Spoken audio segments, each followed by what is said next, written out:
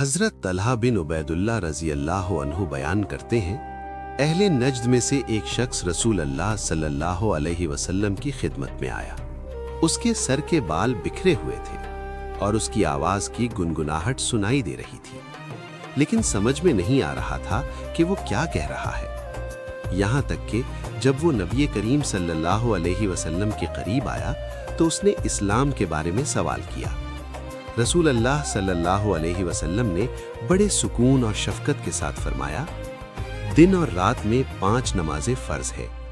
उसने पूछा, क्या इनके अलावा भी मुझ पर कुछ है? आप सल्लल्लाहु अलैहि वसल्लम ने फरमाया, नहीं, मगर ये कि तुम नफल पढ़ना चाहो। फिर रसूल अल्लाह सल्लल्लाहु अलैहि वसल्लम ने रमज़ान के रोज़ों का जिक्र फरमाया। उसने फिर पूछा, क्या इसके अलावा भी मुझ पर रोज़े हैं? आप सल्लल्लाहु अलैहि वसल्लम ने फरमाया, नहीं, मगर ये कि तुम नफल रखना चाहो। इसके बाद आप सल्लल्लाहु अलैहि वसल्लम ने ज़कात के बारे में बताया। उसने पूछा, क्या इसके अलावा भी मुझ पर कुछ है? आप सल्लल्लाहु अलैहि वसल्लम ने फरमाया, नहीं, मगर ये कि तुम नफल देना चाहो।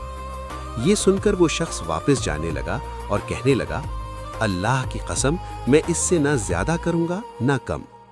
तब रसूल अल्लाह सल्लल्लाहु अलैहि वसल्लम ने फरमाया, वो कामयाब हो गया अगर अपने वादे पर कायम रहा।